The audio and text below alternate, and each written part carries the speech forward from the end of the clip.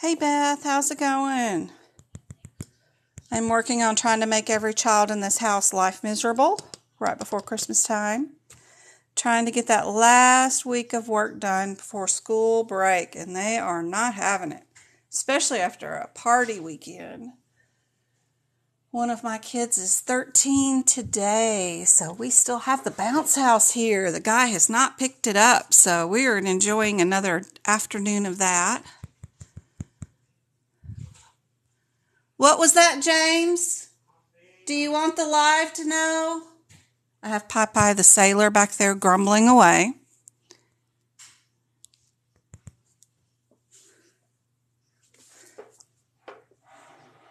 Hello, Miss Mermaid. How's it going? Hey, Lily.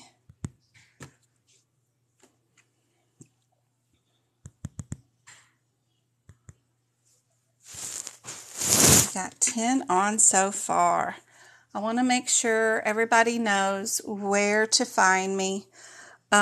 We have TikTok, of course, but then we have YouTube, where I post all the repeat lives. If they record, we'll hope for sure that today's recording will record. If it does, I will post it here on Coding by Jen at YouTube.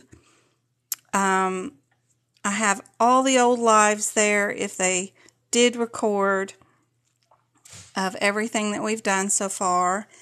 And the other place is Messenger. So if you're interested in group chat that works together to let each other know what was on their CPC exam when they take it, or COC or CIC or CCS or CCA, we've got about 150 people in my little chat group. Come find me on Messenger. Yes, that's Facebook Messenger at Jen Brewer, and I can add you to our little chat group, which we've got going on, where they have worked so good since I've been working on the 2022 guidelines, but they've been posting questions and getting answers, and also posting what was on their last exams. Super fun group, very interactive. There's also a place here, if you click on the eye icon, where you can search the conversation for anything you wanted to keyword search. You can also search the media files and see all the photos and videos we've shared, which could be very helpful, as you can see. And then all the files are listed. Some exams are here and things like that. Our little social group is super interactive.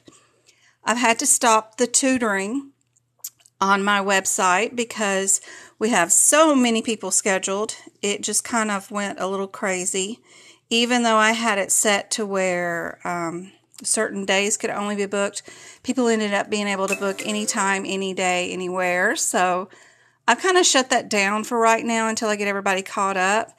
But I do have online tutoring, which is here, one-on-one when I do start it back up. But for right now, there's nothing available on the calendar. But if you do need it and it's emergency, just email me and let me know, and I will work with you to try to get that scheduled.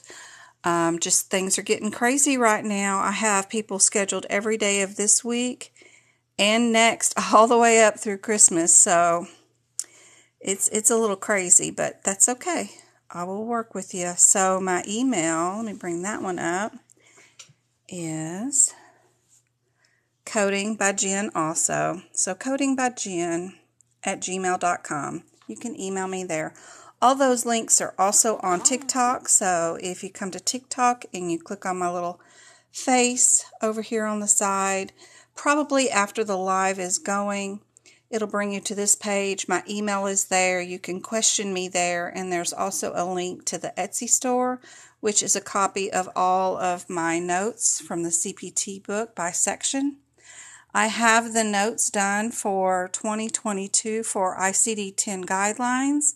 I have them done for the E&M section, and I'm working on the anesthesia guidelines right now. And as I get done with a section, I take down the 2021 section and then post up the 2022 section.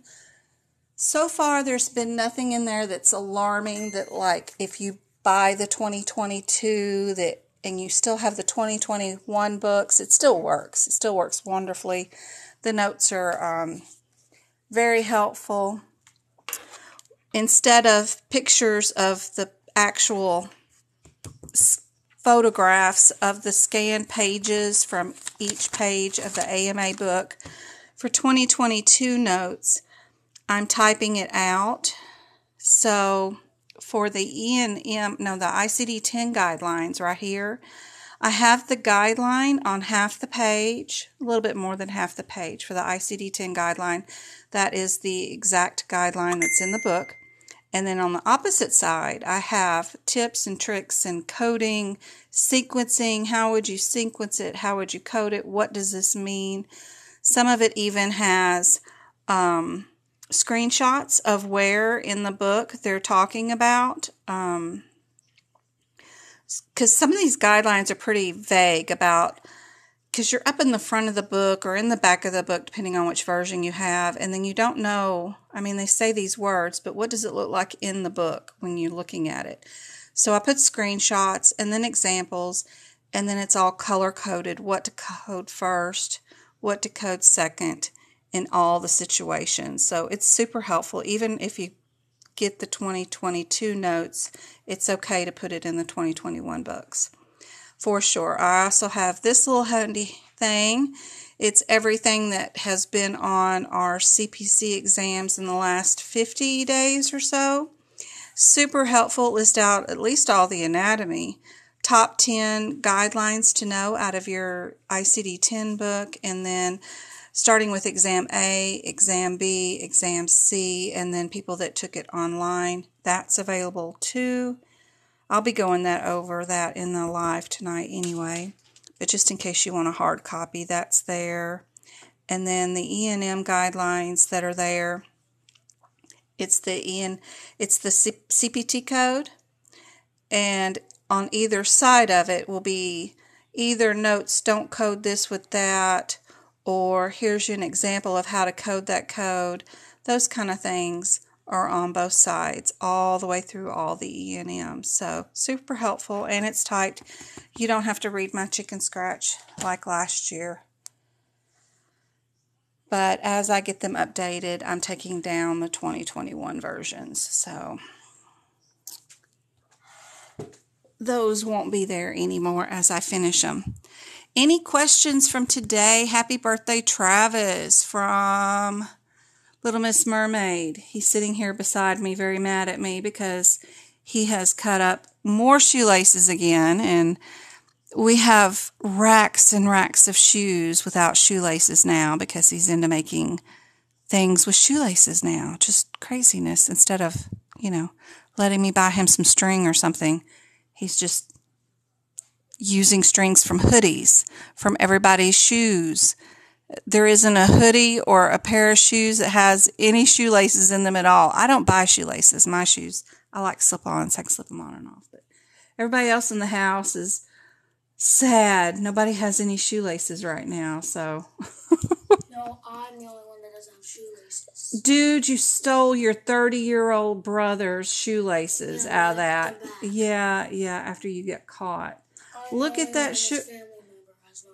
James doesn't have any hoodie. You want to argue with me? Listen to him. He's 13. He's just going to argue. Just going to argue. But I told him you said hello. Hey, Kim. Your exam is on the 18th. Excited. I'll go over everything that's been on everybody's exam recently. It's maybe short because it's like 27 pages, and I just can't even say that much information in 2 hours' time, so I may have to go fast. So, but I will go over, and I'll slow down over the newer stuff that's from the 5th on. So, did you start out as an auditor, or how did you work up to that? So I started in medicine in 1994 when I got my associate's degree in science. I went to work shooting x-rays, actually, radiology. Loved it. And then I also filled in at the lab in a hospital. So I would run over. It was right next door. It was like, one door over. If they couldn't draw somebody's blood and they needed somebody, I was always really good at that. So I did that for a while, and then I ended up over in the same hospital doing labor and delivery. So I had a doctor who was family practice and OB I was assigned to, which was great because they really wanted you licensed to shoot x-rays after some point in the 1990s.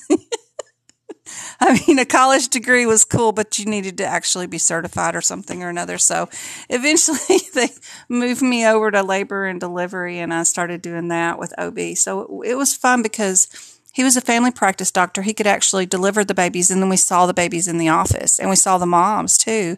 And then we actually saw the dads and did vasectomies and stuff. It was great. I loved it.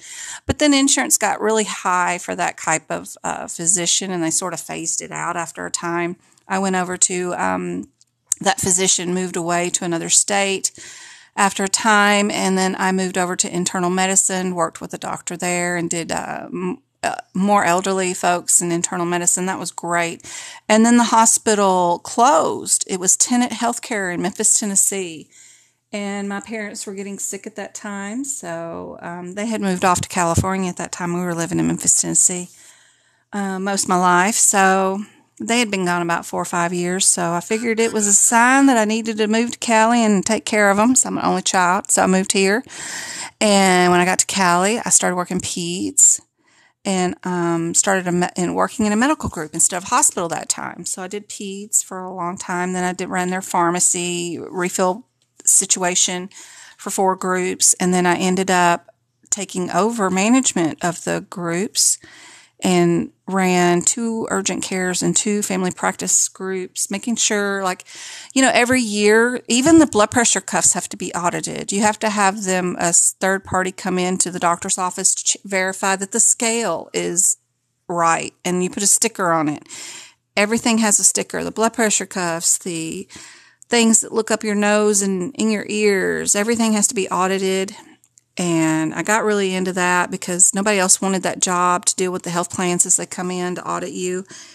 And I just kept volunteering for things. So as I kept volunteering for things that nobody else wanted, I ended up running the clinics, all the hiring and firing of staff, and scheduling and payroll, and ordering all the supplies, and keeping the schedule going for all those clinics and staff employed, and all the training and stuff. And then pay for performance hit and MIPS, which are part of the ICD10. Nobody wanted to learn that. I volunteered for that. Ended up being taken off of managing the 2 groups and asked to join administration, which was a slow down of work.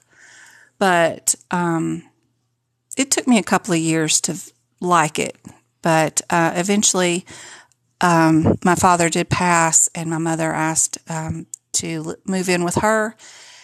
And when I did, they had moved off to Arizona at that time. So I told my clinic that, I got to move to Arizona. I'll see y'all later. They said, well, just take your computer home and you can work remotely. And that was like 10 years ago. So I'm still doing their audits, still doing whatever I can, and still winning awards in California. I won the Bassinger Award twice for my audits. I'm beating out Kaiser Permanente and lots of other things they don't call it pay for performance anymore, but they call it HEDIS audits and other things. But no, I sort of grandfathered into everything I've always done.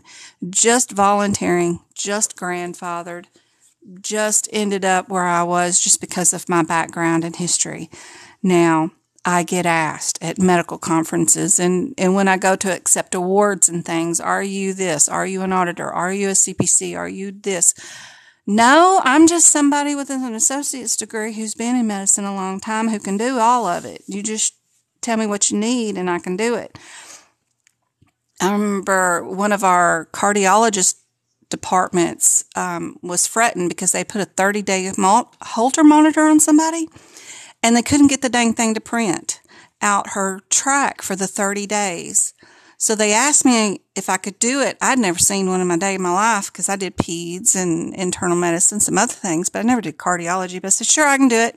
Went in there, and got that dang thing to print. Don't know how, but I just go in there. I was really worried because that's 30 days worth of a patient's mess, and if I mess it up, then that's gone, and then you got to redo it. And what if she doesn't live for another 30 days? You could have missed a whole cardiac thing. So that was a lot of pressure, but I never backed down from volunteering from anything. I took a lot of chances, just did whatever I could to help out. And eventually, during COVID, I decided that I would go on and get some of these certifications because people are always asking, what do you do? Who are you? Why are you here?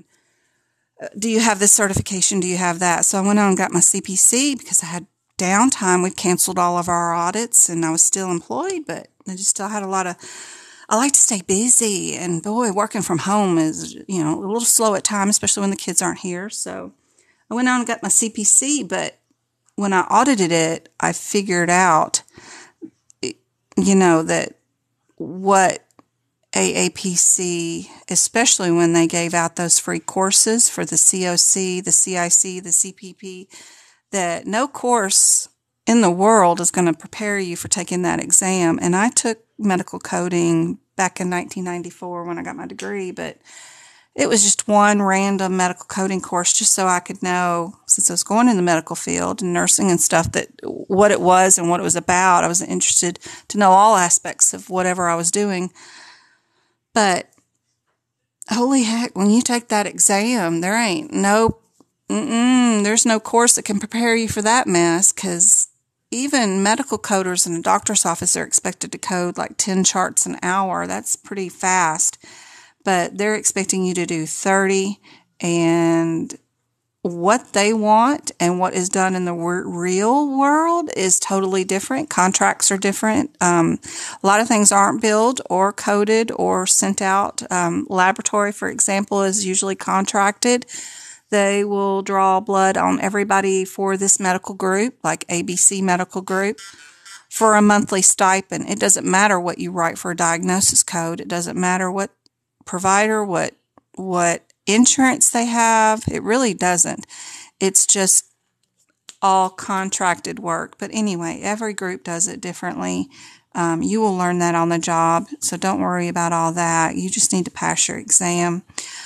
But my background has always been in education, because anytime there was something going on in the clinics, I ended up having to teach the physicians how to switch over from paper charts to electronic charts. I taught them all about their MIPS coding in the ICD10, things that changed over from ICD9. When we changed over to ICD10, all had to be retaught to the physicians that were already graduated and already working.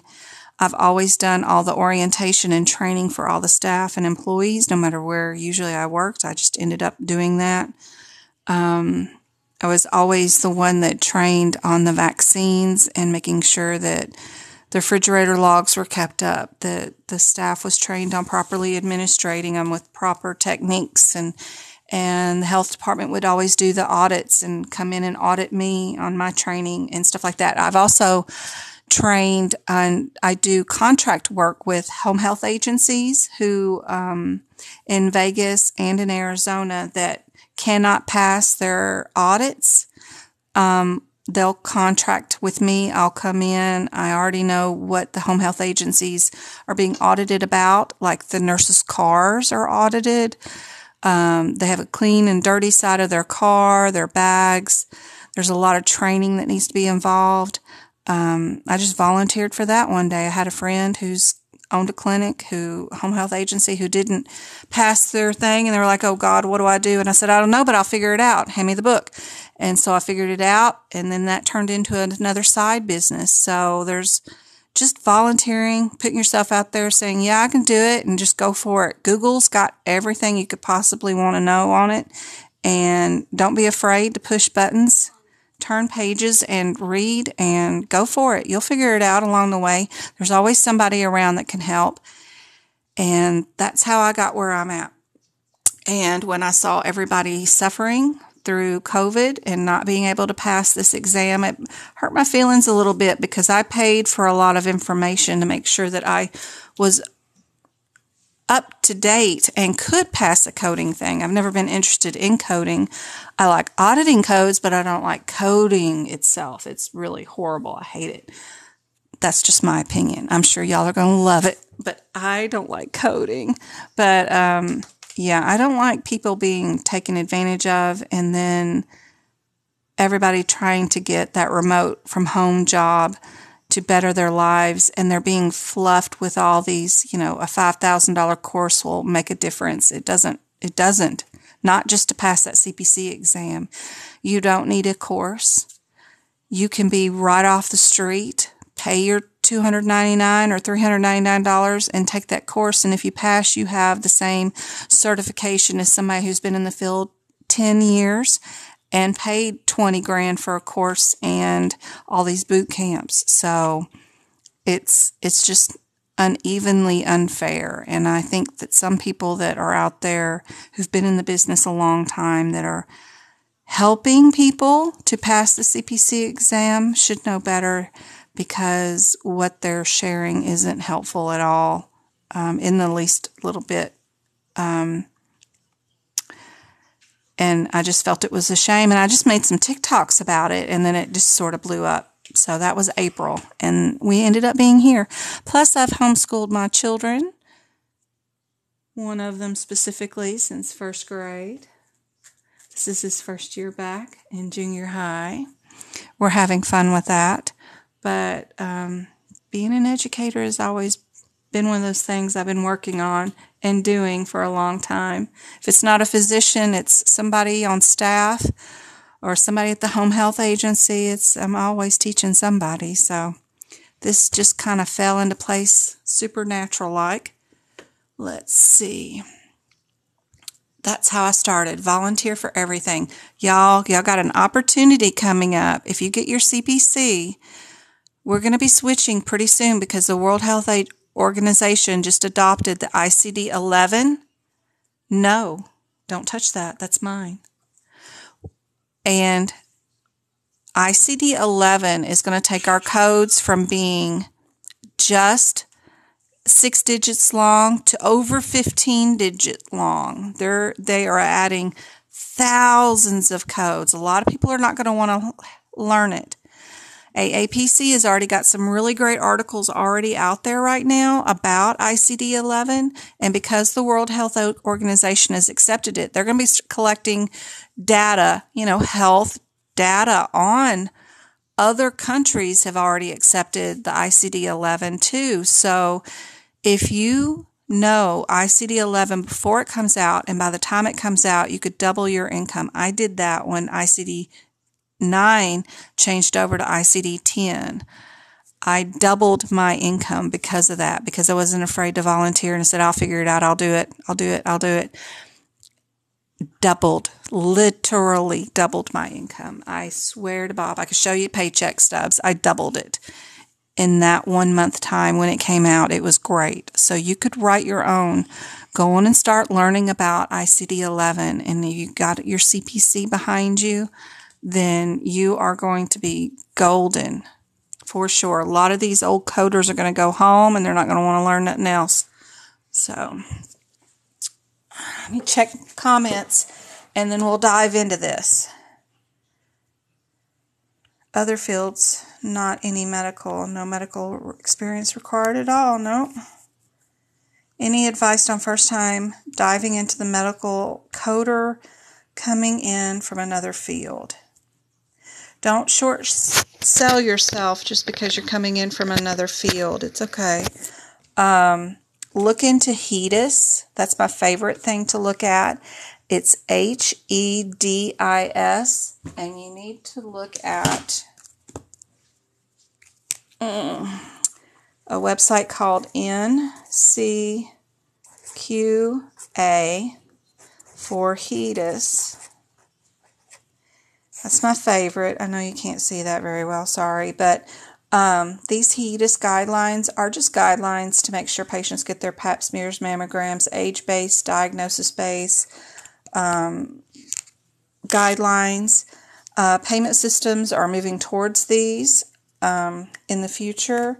There are always opportunities every October through March every year to be a HEDIS auditor or medical record extractor, where you could get a job with Cigna Healthcare, Blue Cross Blue Shield.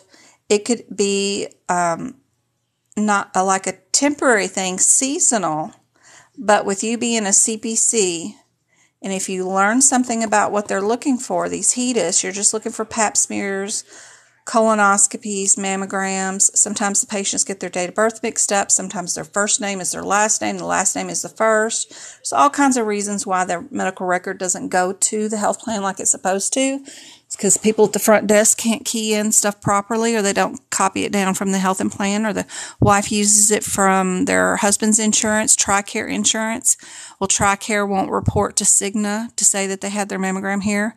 There are all kinds of reasons. So you just gather up all those medical records from all the different doctor's offices, and you can still do this remotely from home by logging into all these entities, and then you upload the medical record when you find it. If you do a good job and they like you, that seasonal job could turn into a permanent job with the health plans. So that's my favorite tip and point for that.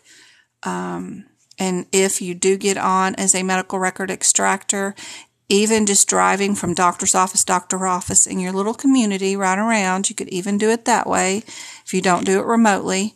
Either position, but if they ask if anybody wants to do another job or anything comes up you even hear, and they're not even asking if anybody wants to do it, they're just talking about their problem that they're having to deal with, volunteer for it, figure it out, Google it, whatever it is. And you can move up in a company extraordinarily fast, and just by volunteering for things you hear about that nobody else wants to do. So that's my advice right there. You just took your exam, Russia. Oh my goodness, wasn't it awful?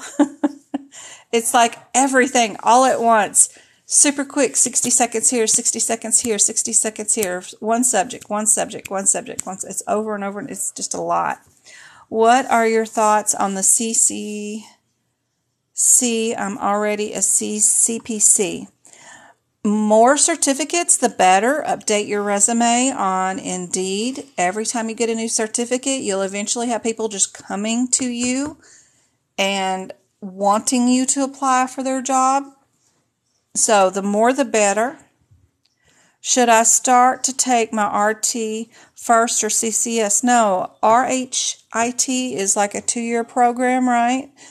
Associate's degree somewhere? No. Get your CPC. I think it's easier than the CCS myself. Plus you get a retake. With the CCS, you only get one take and you're done. And you got to pay and retake it. But, yeah, I would go on and get your CPC, then go get your RHIT after you've already started working, and do that on the side. And then eventually get that. That way you can go on and get a job, get to making money, get your foot in the door, get to know your medical community. Be sure and go to every health fair in town. Be sure and go to every open house. Every time they open up a new medical building or a wing or a new office, go to those places. Let them know who you are and that you do medical coding. And put your name out there in the community. You'd be surprised how small the medical community is, even in a place like Houston, Texas. It's just, you could throw a rock and hit the next person, because it's a small community, but it is a big town.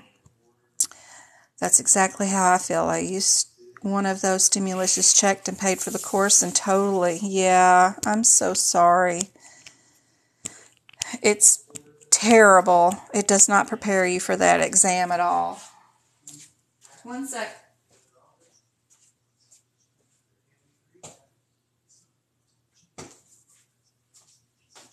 We're not throwing away any of that stuff.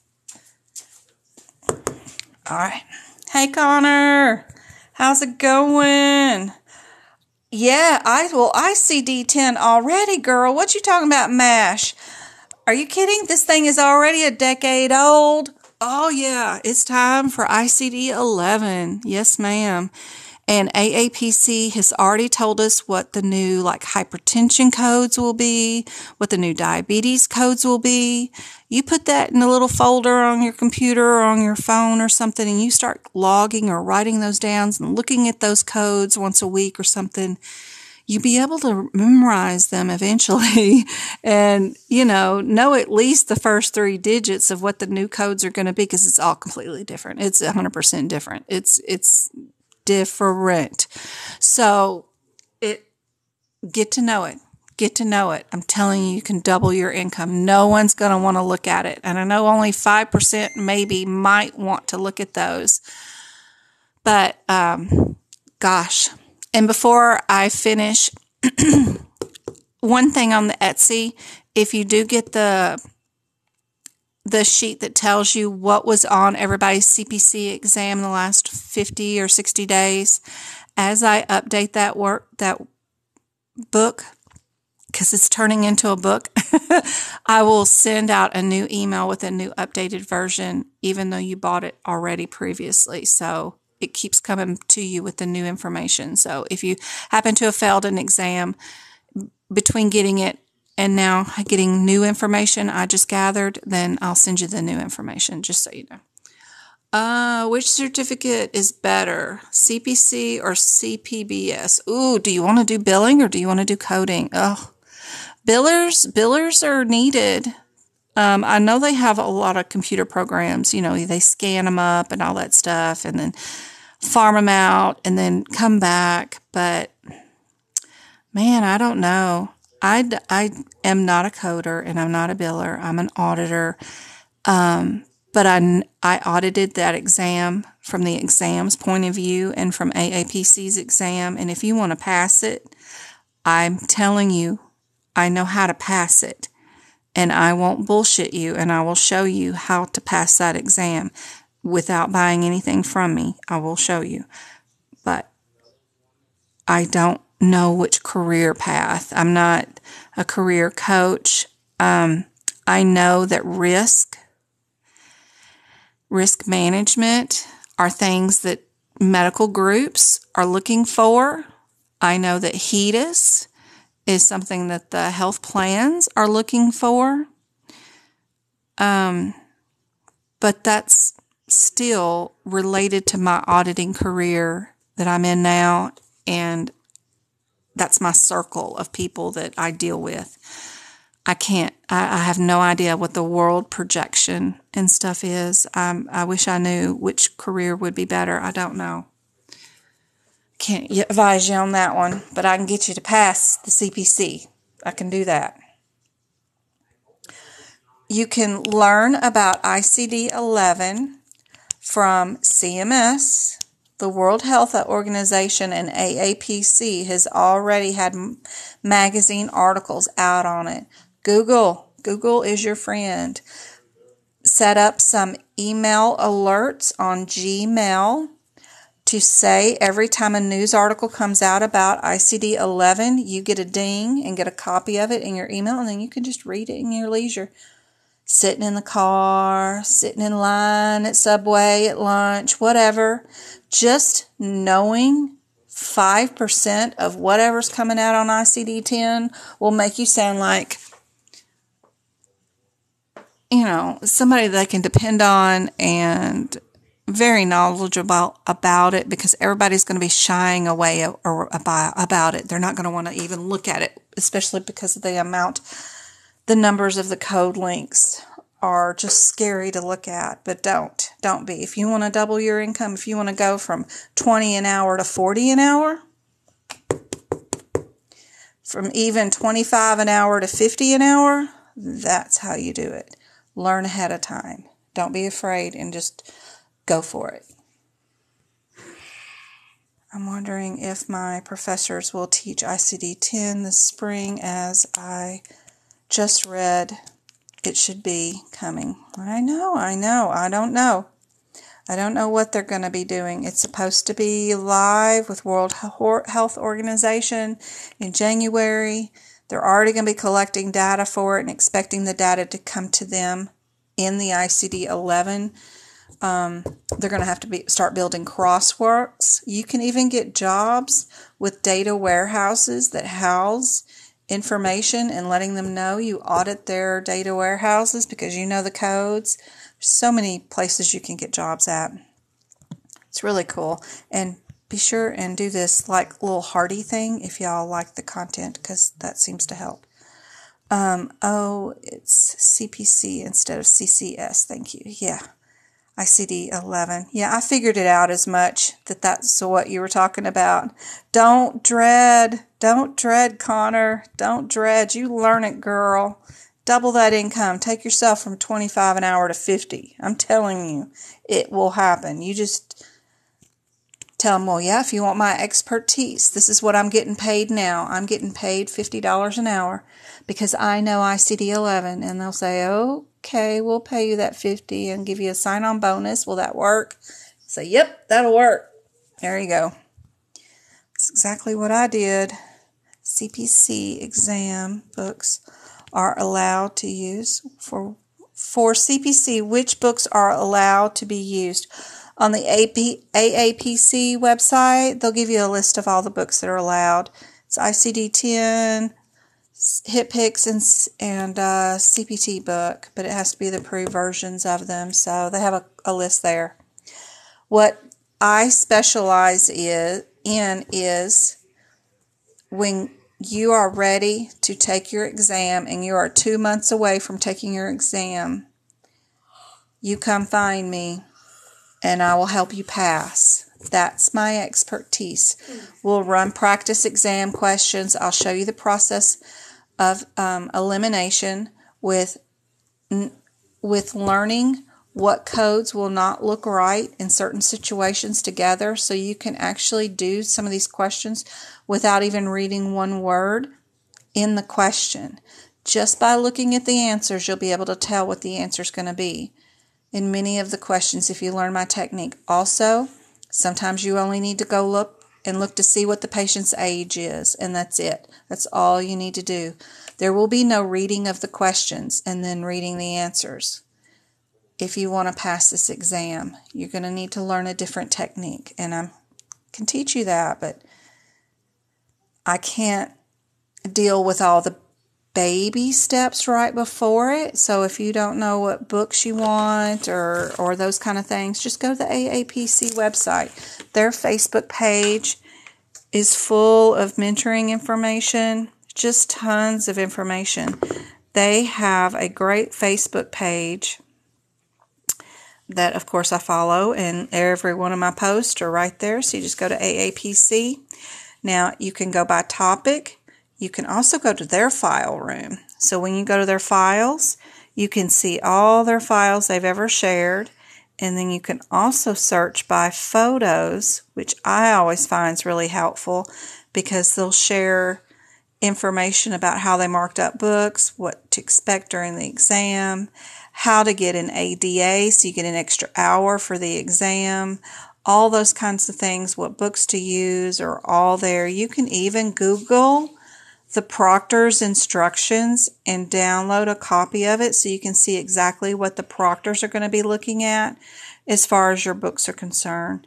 It's all available on Google and everything when you get ready to take your exam and you're ready to prep these books.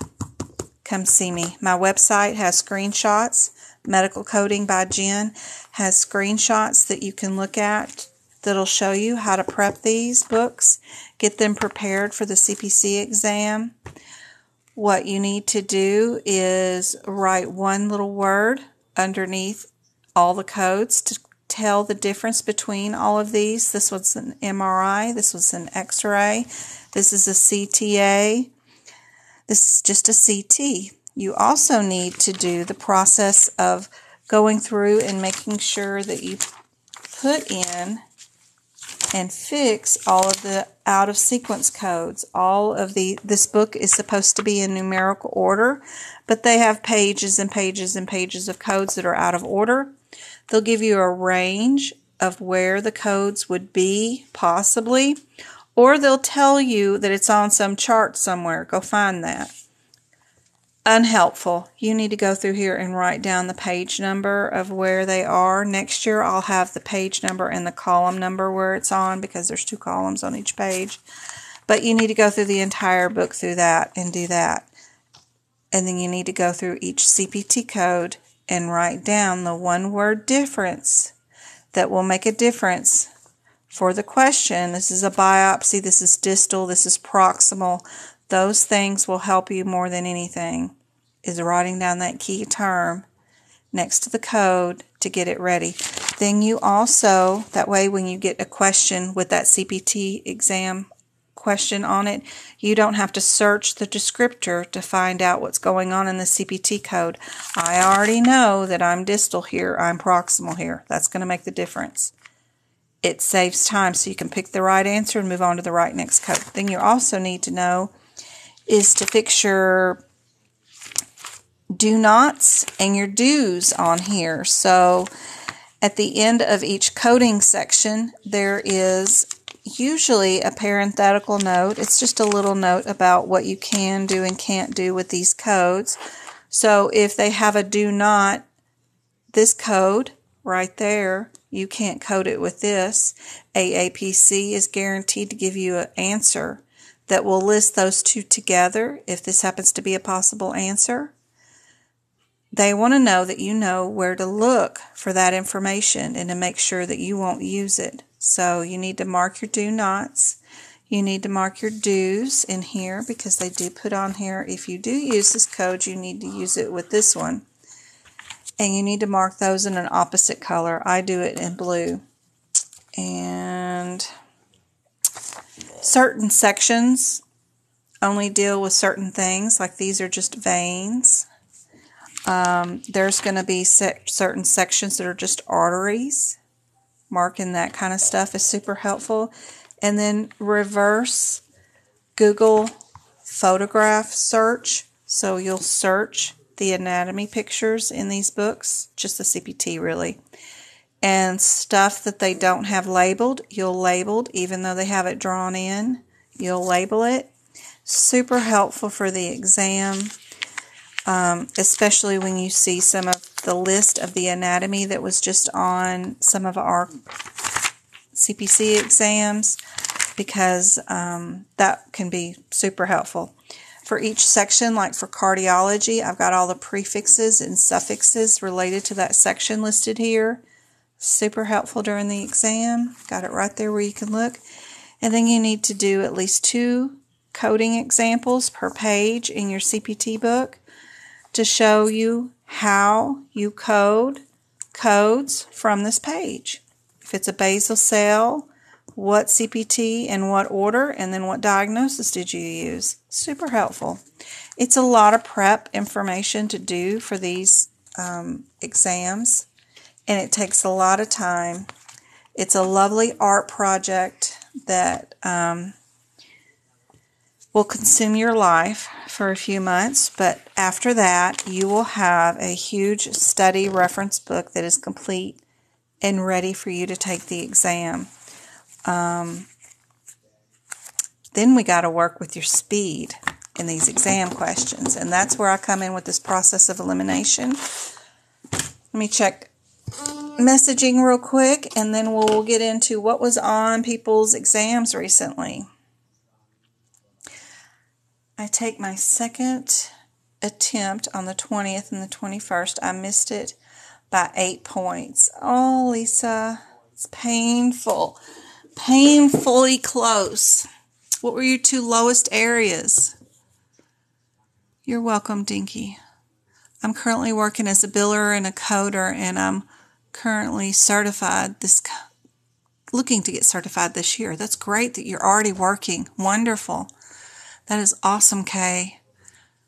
Am I able to use my 20 during next summer exams? You can use 2021 books for the entire 2022 year.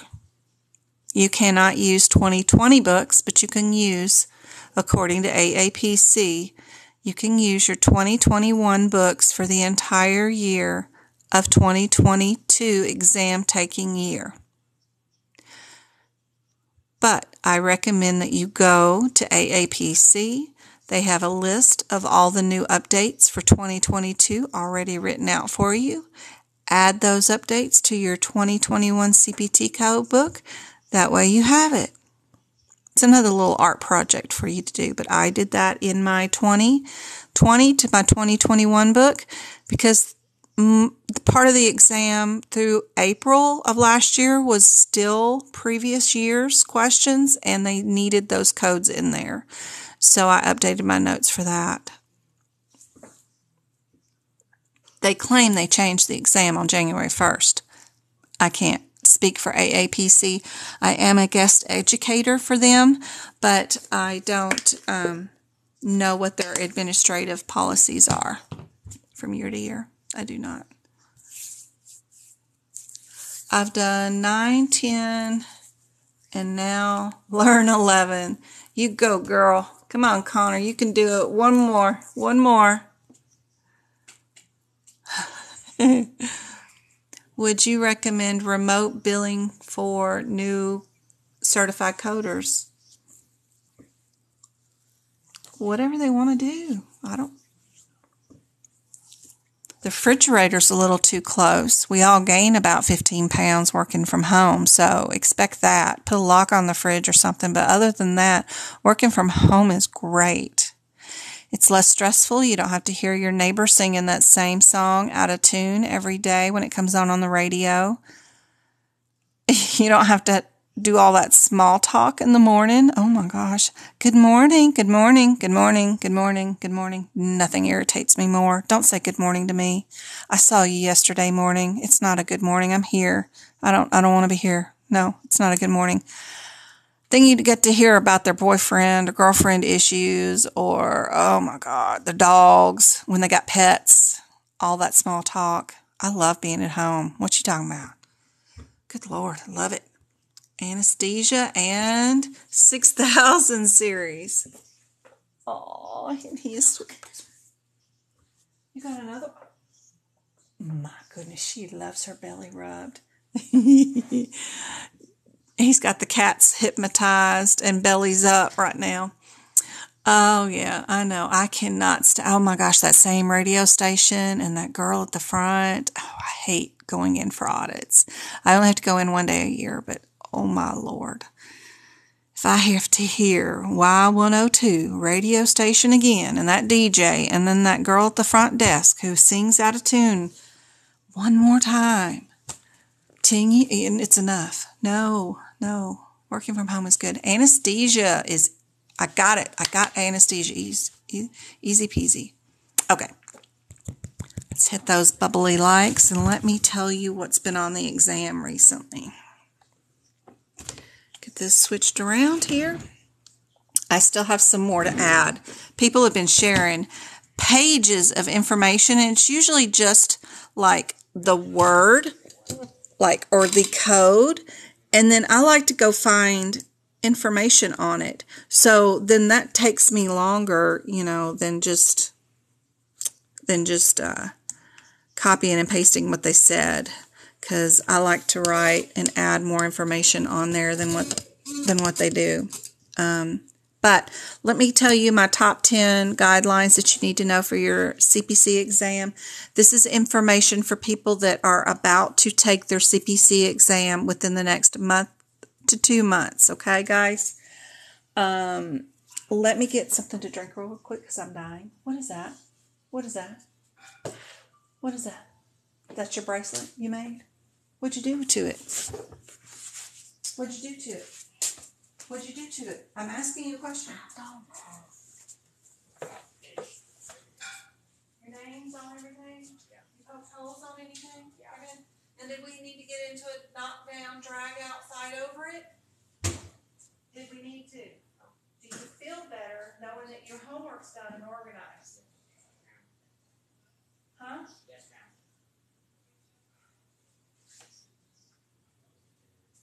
Old towels and washcloths. I can so tell. It wasn't me. You hear me, Travis? No more shoelaces. If you want your shoes, they're in my room. Your shoes. And then the entire shoe rack. Because that child.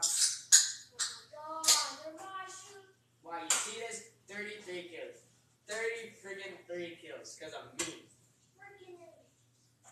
I'm the Taro. Oh my God. Now my son's done with all of his homework and all of it's all organized. Now he's all happy-dappy. Whew. Okay, guys. Sorry about the screen. I hope y'all didn't think it was frozen. How many have we got in here? 14. Yay! Coupon cutie. You're awesome. Thank you very, very much. Top 10 guidelines are usually on the CPC exam. Know how to code injury codes with HIV. So if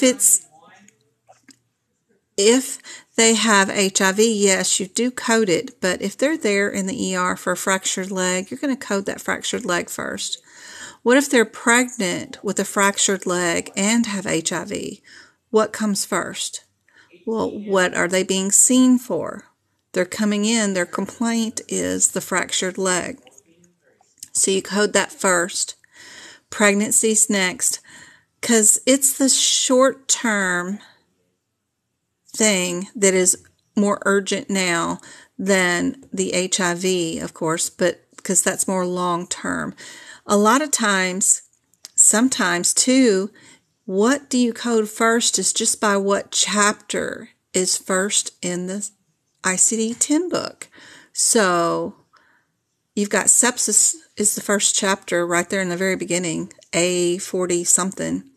That's going to code before your hypertension, right? So think of things like that. It's not always like that. You know that. But if you're stuck and you don't know what to do, just use it as an alphabet reference right there. It's just from the beginning of the book through. But always think, also, why are they being seen? If they're being seen for chemotherapy, then their chemotherapy treatment goes first, the Z51.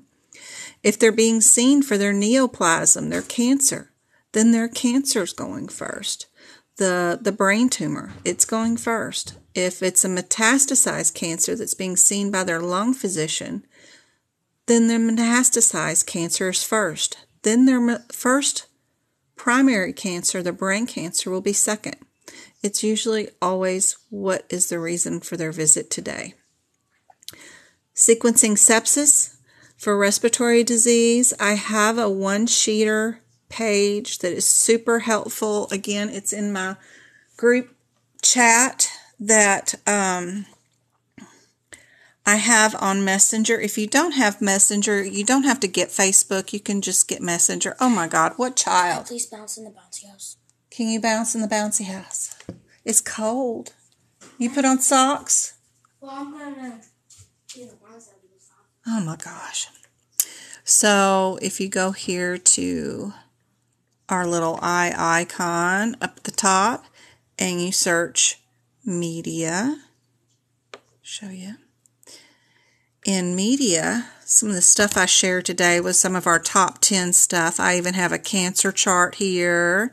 I have an E&M chart here that I've shared, our hernia placement. This epigastric hernia is up above the umbilical cord. Sometimes just knowing the placements of some of these things is super helpful.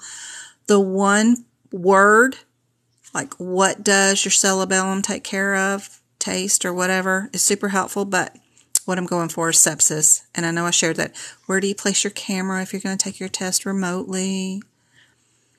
So this is one of my one-sheeters for heart attacks. This is my one-sheeter for HIPAA. This is another one-sheeter for sequels. So if somebody has a diagnosis, they get over whatever it is, but then it comes back later. There's a way to do that. There's your sepsis. There's 4 different ways to code it. Some of them are just one code. Some of them are 2. Some are 3. And some switch to where a external cause is your first code instead of sepsis. So you got to know your scenarios. So I have those written out for you, and there's a bigger HIPAA one too than my little one-sheeter. That one's a full sheeter, and this one's like a page and a half of the neoplasms, the cancers, how to code them, if it's anemia with it, if it's due to the anemia, if it's due to the treatment, if it's a secondary site. I have a one-sheeter for the neoplasms too, but our little chat group is super helpful. We share all kinds of things. We've got our Christmas parade somebody shared, and then I shared my son's birthday thingy. Yeah. This weekend. So we also share and congratulates, and we also share in our sorrow when something doesn't happen right. This page right here, if you want a screenshot, and if you didn't know, during your live, if you swipe to the left, you can get rid of all the chat that's in my live that will be in the way of this, and then you can screenshot this picture without anything being on the screen during the TikTok live. But this particular picture somebody shared in my group, she said when she took her exam, there were 3 test questions just from this exam, or this one picture, that were on her exam. She was able to answer 3 questions from her CPC exam, probably which one is not part of the small intestines, and this digestive order. You even have to write in the descending colon because they didn't even have it labeled. So you really got to work on some of these pictures. But knowing which comes first, the duodenum, and cecum, in what order, those kind of things can be helpful. And then some of this other stuff. But you can get rid of the chat by swiping left. Then that gives you just a full screen without any chat. Then you can do a screenshot of anything that goes on in live. 3 bones of the shoulder, 3 bones of the knee, 3 parts of the humerus have all been on our exam recently. And I don't even know if I've switched over this sheet yet, but this particular sheet was a lovely list somebody shared this weekend for her exam B version 2 of what all exactly was on her exam. I have some of these down, but I haven't written out scenarios for all of them yet. I'm still working on that. So we share a lot in that chat room. Here's our different types of muscle types. Super helpful group, y'all. Super helpful. And then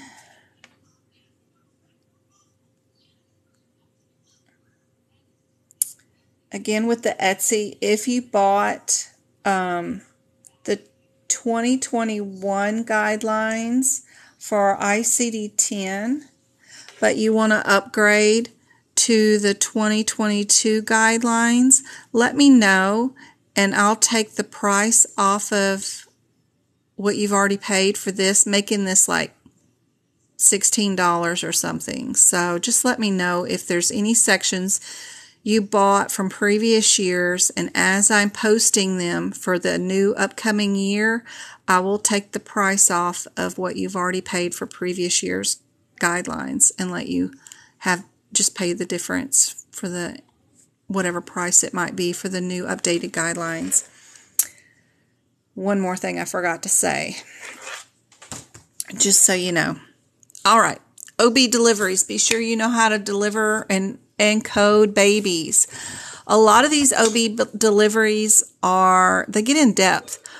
How do you code them if they're triplets? 2 of them are born vaginally. 1 of them is born C-section of a mother who previously had a C-section. There's a code for that. There's also a code for an OB delivery of triplets all vaginally, this time even though she had a C-section. Or there's one if she had previous vaginal deliveries but needed a C-section for this time. I think there's one for that. I'm not sure, but I'm pretty sure there is. There's just codes for everything. It's crazy. I remember being in coding class when I was in 1994, and we had to code a patient who fell out of a unidentified flying object, and on the way hitting the ground, he was hit by a motorized vehicle being driven by a farm animal. There's a code for that, by the way. That was crazy. So when I say medical coding classes give you a lot of busy work, they do. They give you a lot of busy work just to make you think that you're doing something, and you're not. You're just spinning your wheels when you could be doing something else productive, like prepping that CPT book for the exam. So you need to know how to deal with breast cancer and metastasized to the liver, and now they're here for a chest x-ray that shows lung mass. What are you going to do with all those mets and stuff? Got to know those. Suspected or possible diagnoses. There is actually a possible or suspected diagnosis for a cardiac heart attack, and you need to know that one and where to look it up at. Repairs and hernias. The toxic effects and accidental ingestions, like if you take too many mushrooms, how do you code that? It's different if a doctor prescribed you those mushrooms and you took them as prescribed, and you still had side effects, that's different. They flip the coding around. It's totally different if you did it yourself. The doctors are coded one way for allergic reactions to meds versus you doing it yourself. You need to know how to do those. So is your anemia due to chemotherapy or your anemia due to cancer. It's flipped around. So is dehydration due to cancer. So you need to know your sequencing for sure. And I make that very easy to follow in my guidelines and notes. And I'll show those off during the lives. You're going in and out. I'm sorry about the in and out. There's nothing I can do about it. I don't know if it's my connection or if it's the internet or if it's TikTok. Sorry. I'm just rattling on anyway. Underdosing and overdosing. Corrosions and burns. You got to know your sequencing. Again, the dehydration for anemia or chemotherapy or immunotherapy. Abuse, like alcohol abuse or drug dependence versus just the use of a medication or a recreational drug. You need to know how to code those. For exam A, some of the anatomy that was there is the sesamoid bone. Be sure you know where that is in your big toe. The NCCI for the National Correct Coding Initiative. How do you code possible pneumonia or to rule out pneumonia? I have some scenarios here and notes about the guidelines. Here's your impending heart attack and your diagnosis code right there. They're all over what part of Medicare pays for this service or that service, what part of Medicare pays for nursing facilities, what part pays for professional services. You got to know the names and the wording that they're going to be using, what part pays for prescription medication programs, those kind of things. So know all those parts. Write that information in your CPT book where you can find it. Be sure you know what a venous valve is. That's not in the heart. You might think it is because it says valves, but that's in your joints. It helps you move your joints. Here's another definition of a word. Thrombo-whateveritis. It's just an inflammation of your veins. Oh, you probably can't see my veins. I got pretty big veins. I am like, you don't even have to tie me off to get me to draw blood. Super easy to stick. If I let you stick me. I don't like needles.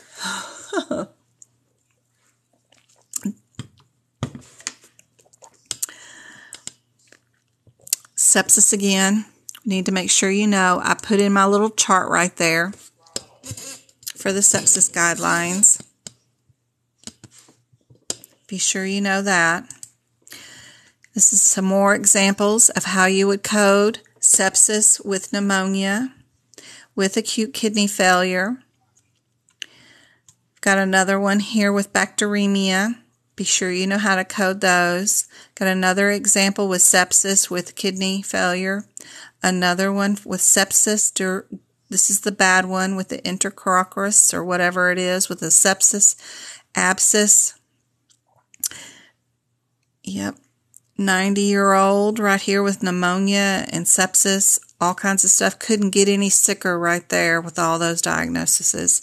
They even have septic shock, hypoxia. Could not get any worse. Be sure you know the direction. And by that, I mean sequencing of the diagnosis codes. Which one goes first? Here's another example of a patient with cellulitis abscess of the foot. They had severe sepsis. They had septic shock.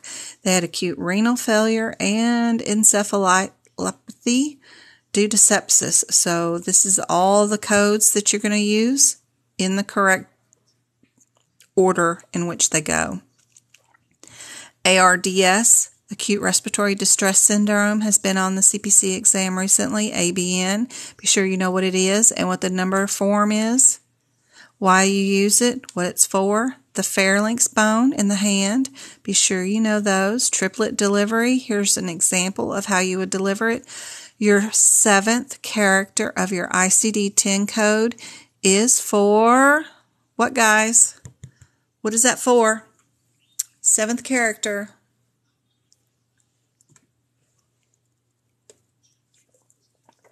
Anybody gets pregnant, that 7th character. Connor, you know this one?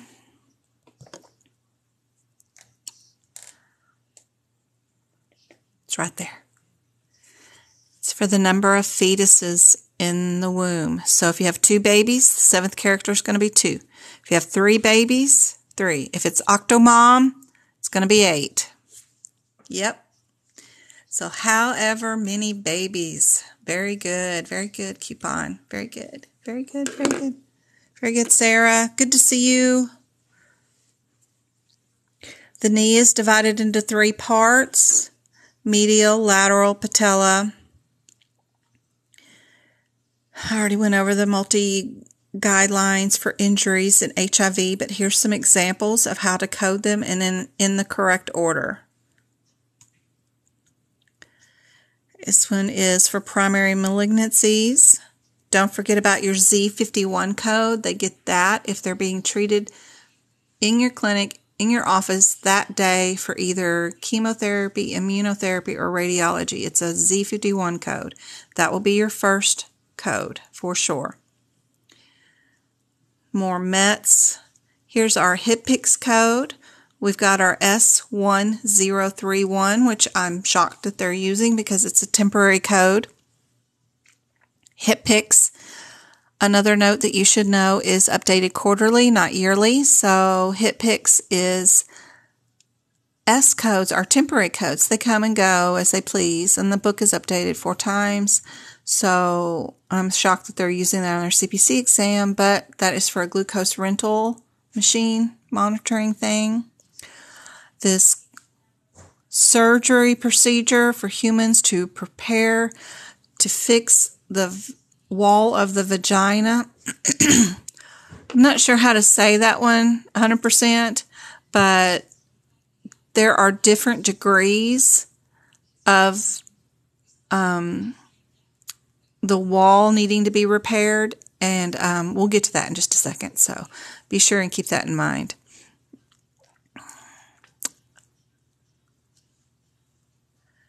Observation for less than 8 hours. And also there is, if you get a Medicare patient who is in observation, you have to fill out a form that's called MOON, M-O-O-N, like our moon. That is for Medicare observation something report that you have to send in to Medicare. So be sure you know about the MOON report for in real life. I've not seen it on the CPC exam, but it could be there. We've got lots of critical care codes. We've got some with the being in the ER for respiratory failure. We've got CRNA for monitored MAC anesthesia. Be sure you know all the anesthesia modifiers from P1 to P6. Your QZ, QS, P3. QS is for your monitored anesthesia. AA is a modifier for anesthesia if your anesthesiologist is going from room to room to room and he's doing multiple patients at the same time under anesthesia.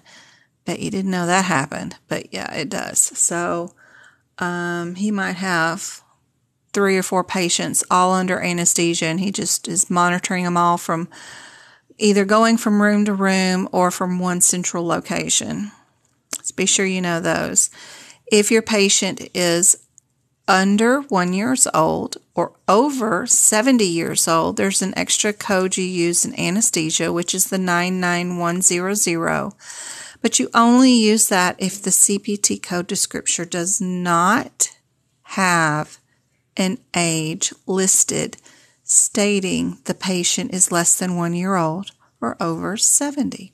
If it does state in the CPT code description, which there are several, that this is anesthesia for somebody who is younger than 1 year old, then don't use that code. But if it's not stated, then you do need to use it, if it is like a 10-month-old or something. Toxic effect of those mushrooms is right there. Here's exam B. We're working on that one. It had a lot of urethral blockage, a lot of urethral stents, urethra, and things that could happen. They also had split thickness grafts and full thickness graft scenarios. I've written out the descriptions here. Autograft means that you're in the driver's seat. It's your body part being transferred onto you. If it's allograft, I always think of it as being 2 sticks. That means somebody walked over those body part to you, because I think of those as legs, and that is somebody else's body part. Then the exogen graft is like fish scales or pig parts or things like that that are grafted onto humans.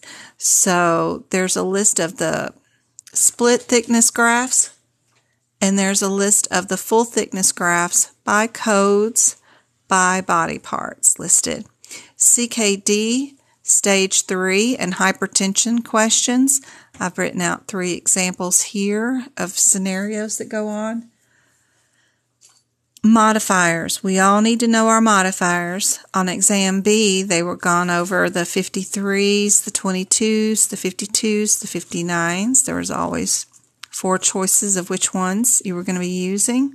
So be sure you know how to code those. I have some examples listed here.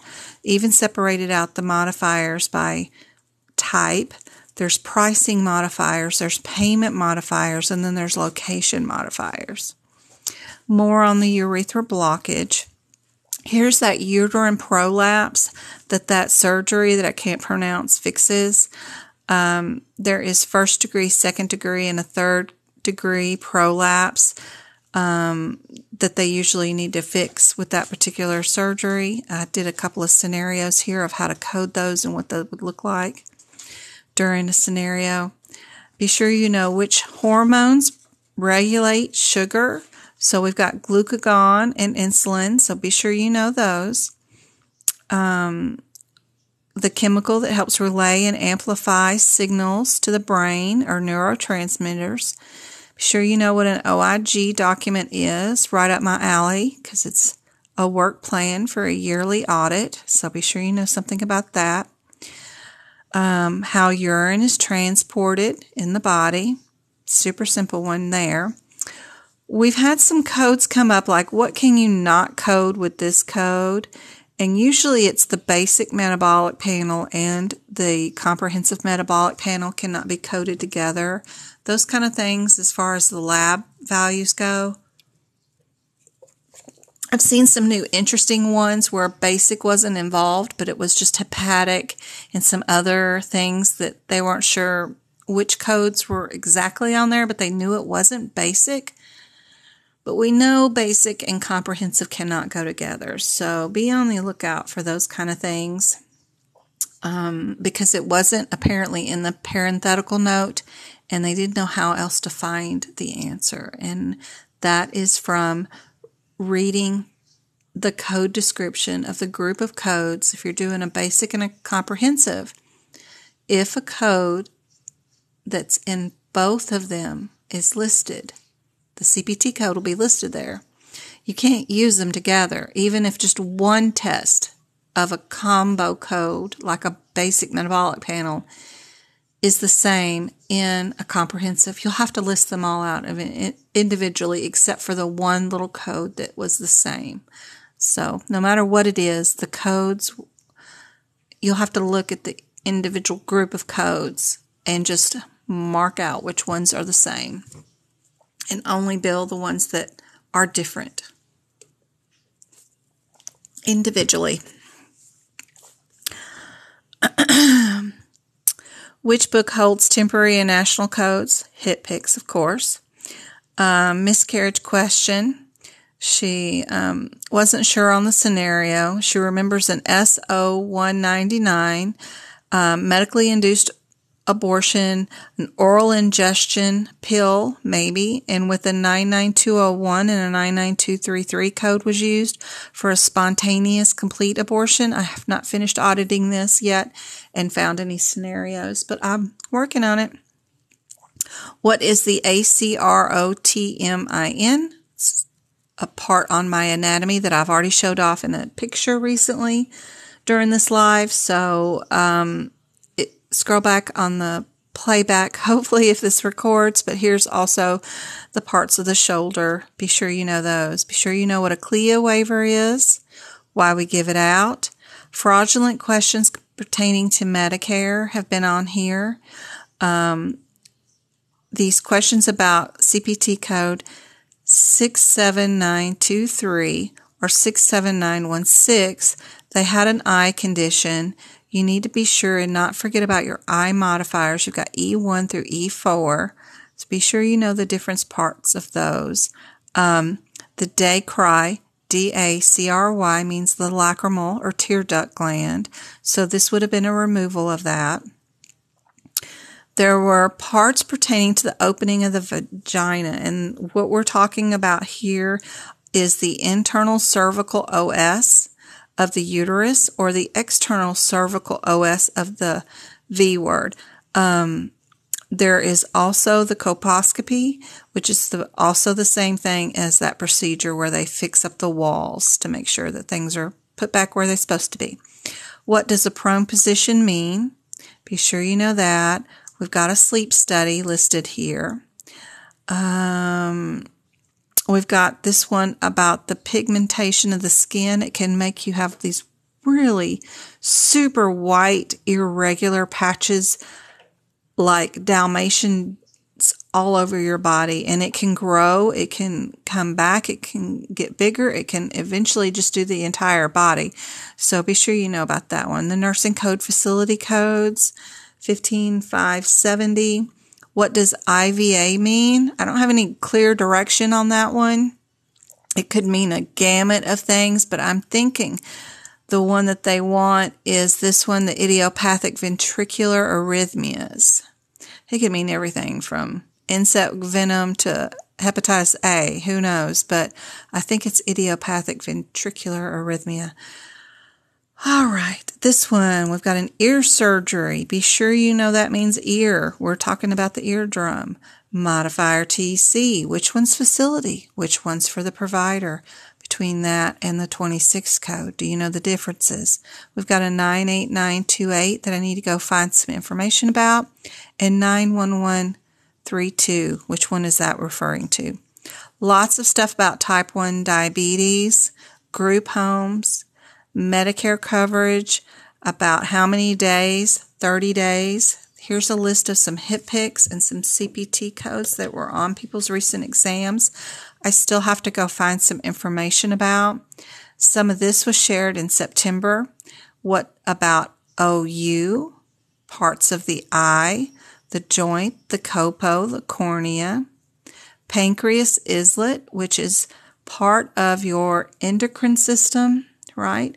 But your pancreas is part of your digestive system. So you got to be very, very careful about what they're talking about here. The Wharton tumor is in your salivary glands.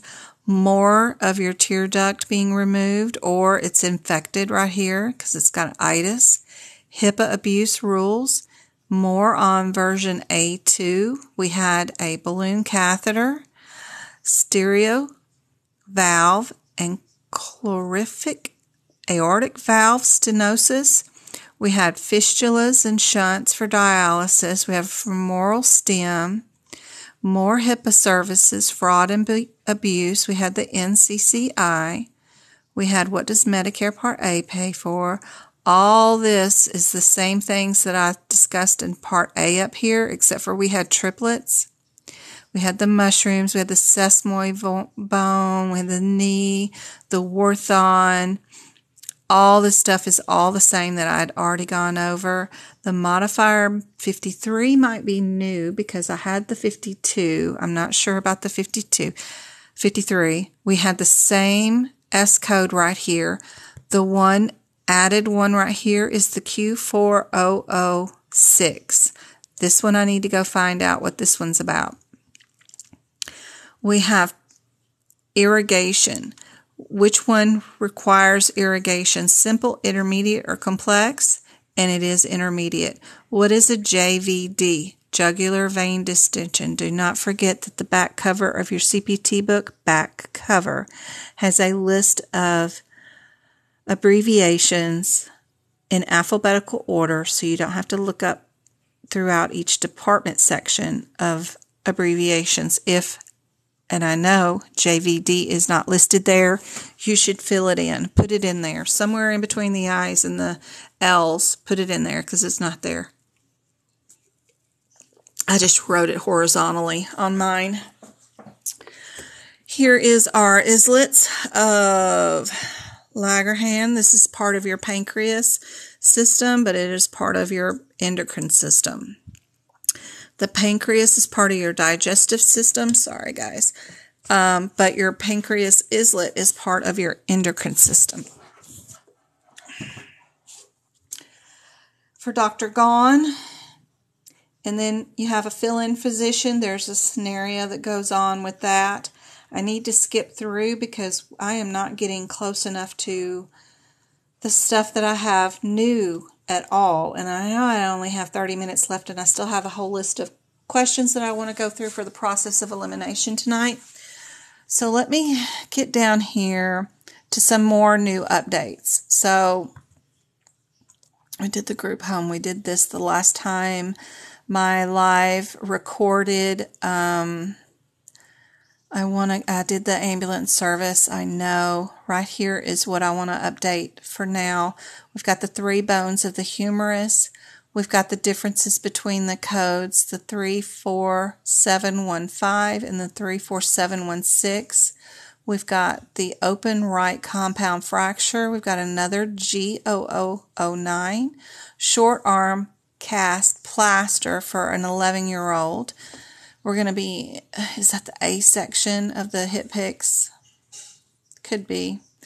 Tubal pregnancies versus the molar pregnancies. Foreign body in the left third metatarsal joint. We've got an ear surgery. We have that 97112 again. We've got the labyrinthitis. Blood pressure, what's going on between the two? What does the B stand for? What does the P stand for? And what's going on with the heart when that happens? Medication codes. There were R codes and T codes. Poisoning and adverse effect versus intentional harm versus accidents. I got to go find more information on all this stuff to get it updated. Modifier 26 is assigned to pay physician services only. TC is assigned to facilities for use of their equipment, right? Be sure you know those differences.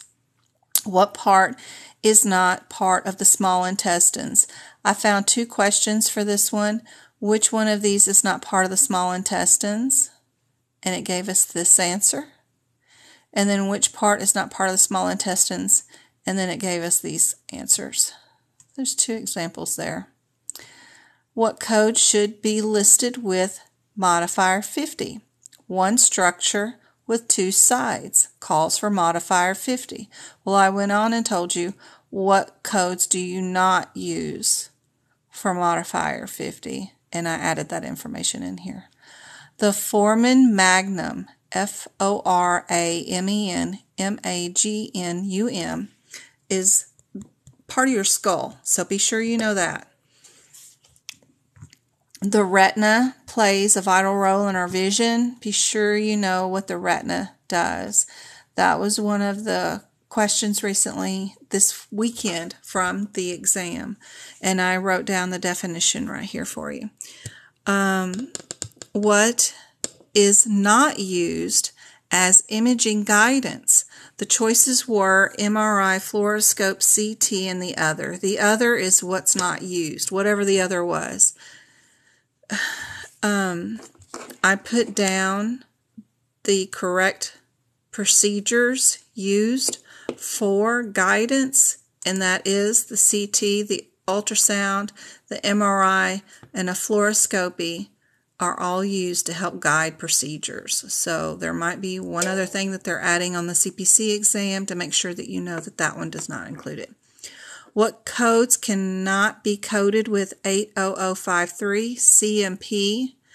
Same as the last test, but a few sections were 80074. That's the hepatic panel.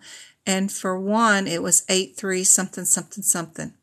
80047 is our basic, and then 80050 is a general health panel. They were not choices, which I had notes that they could not go with this CMP. So she wasn't sure, but she knew what was not on the exam as a possible answer was the basic and the general health. What they did have on there was a hepatic and some other things, and she wasn't sure. I'm still working on trying to find that example. The 74702 is the human growth hormone for pregnancy. They ended up using a urinary, probably a pregnancy, but this is just a regular urinalysis. Here are some more 10 items that were listed on this weekend's exams. I still have to go find some more information on. We've got 88309 for gross and microscopic use in the uterus. We've got 31500 for peds, critical care, and for adults. So we've got scenarios with 992591, and the 52 modifier, the JO696 for your antibiotic. And I bet the question here was for 1 gram shot. That's often given. I put the name brand medication here. And if you were to give 1 gram, you need to be sure and do that times 4, because that's 250 milligrams. To get 1 gram, you would times it by 4. The scenarios with the QS and the QZ, which we've listed above already. We had some psychotherapy in the 9000 section. We had 92235. Read the parenthetical note for the answer for fluorescein and iodocrin. The green angiography are performed in the same patient encounter. And then 92537 scenario. She had to read the parenthetical notes for the irrigation to use and to know to use probably the modifier 52. So a lot more Cody information. We did get a couple of tidbits about some new anatomy and some new interesting questions about what cannot be used with certain techniques. This new anatomy question is super helpful. And then what role does the anatomy play is super helpful for sure for anatomy. All of it's helpful. I just have to go find questions and explain some things that might be a little more helpful than just getting just the code, because it's hard to look at the code, but at least y'all have it. You can look on your own and do your own research. Know that that code might end up being as a possible answer on your exam if you're coming up pretty quickly on getting the exam. But for now, let me bring up some process of elimination questions. Let me show you some of those really quick. Get some of that done before we head out here. I've got some, looks like anesthesia. What is this? Let me get my drawing tool up.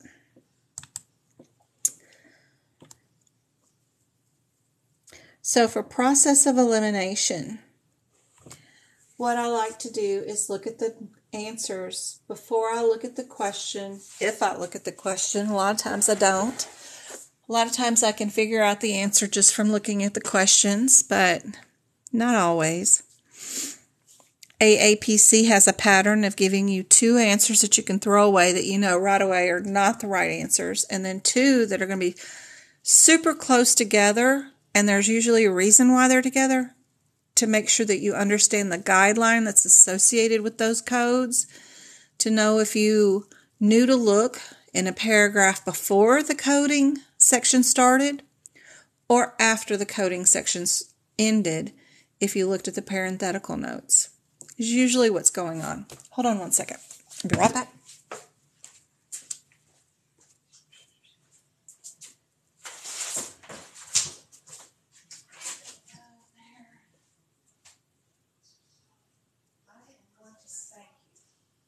Literally on the butt if you don't hold those. I come back in here and those are not holding. We need you on the floor. Where's Shane? What? Travis. Probably went outside and ran some.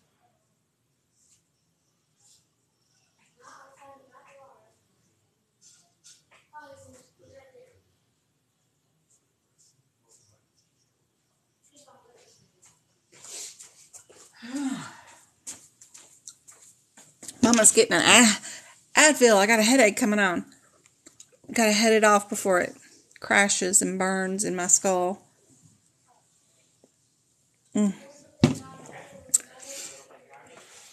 Alrighty. I can't remember my name when I get there. I walk in the building and you know, I don't know my name and date of birth, and much less what my AAPC membership number is or whatever. Once I get going, I'm okay. And then remembering afterwards is okay. But yeah, I know they are. I hope they're not self-sacrificing themselves, but it is amazing how helpful people are. Even if one word helps the next person, and that's one question now you can get right because they told you that word for the skull bone was on your exam this weekend, and then you know it, and that you pass a 70 because of that. They made a huge difference in your life. They were the catalyst to push you over the edge to get you to that 70 and helped you out. And what a great gift that is. I truly am thankful for them that they can remember something, that they jot something down or circle a code or do something during the exam to try to bring back a little bit of information for you during this time. I think it's fantastic, and I am so happy to share that information with you. I really, truly hope that it makes a difference.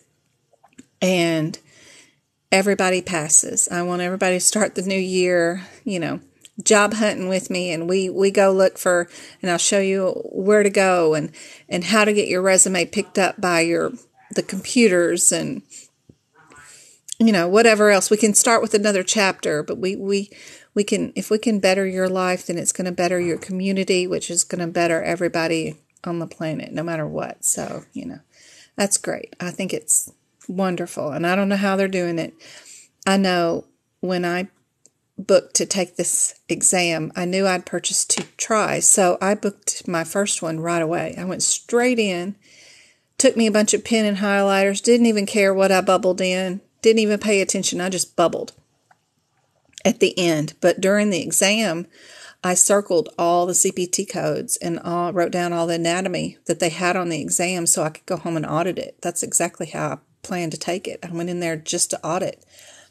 I highlighted all the hip picks, CPTs, and ICD10s, came home, audited what sections they were in, how many they picked from each section, even though they said they have this many in each section, Well, then what types are they picking from each section? all that stuff, and then what their questions were like. I just really, that's how I thought to attack the exam. I never thought to take a boner up course or a boot camp or to learn to code. I don't want to learn to code. I never did want to learn to code. I don't want to code for a living, but I wanted to pass this exam so I could shut people up from asking, are you a CPC? Are you a CPC? At all these auditing conventions. And I'm like, okay, yes, I am. That'll get them quiet. So I never thought to do the test any other way than just to audit the exam. So, and then when I took it online, because I didn't need to go in that time, I just passed right away because I knew what they were expecting and what the exam was going to be. The main thing is that they don't tell you what to expect. They don't share with you exactly what you're walking into.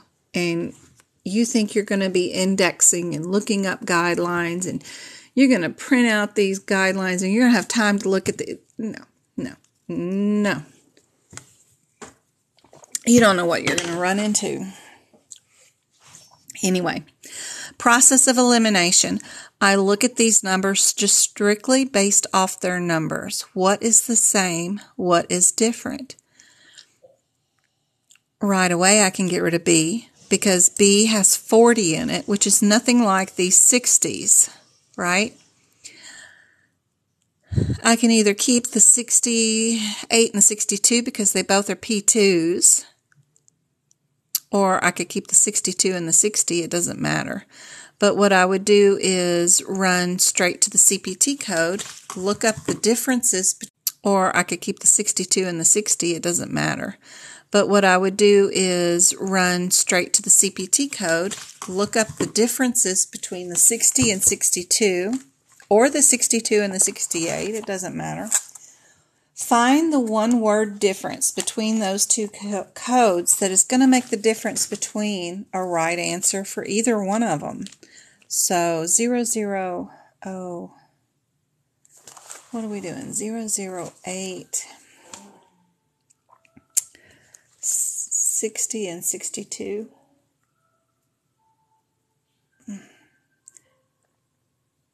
One of them is anesthesia for abdomen. One of them is anesthesia for renal. And even if I pick that 68, it's for a transplant.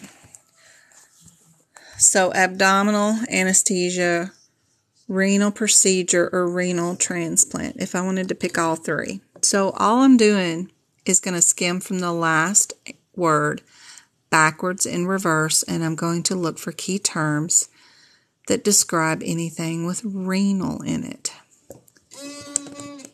basically, or abdominal. What are we doing? So nothing, comorbidities, diabetes, could care less. There's nephropathy, whatever. They're going to remove something. Yeah, pelvis. Yep, so they're just doing a removal. It's not a transplant. So I know it is kidney related because of the neph. But I know it's not a transplant, and I know I'm not in the abdomen doing anything. So, C's my answer, and I'm moving on to the next question. You do not want to read all those questions. You will get brain fatigue if you do. And you won't be able to finish your exam for sure. So don't read none of that. We're going to go to this one real quick. We've got all 13s, so we'll get rid of that 60. That gives us down to here. Now, we've got these codes.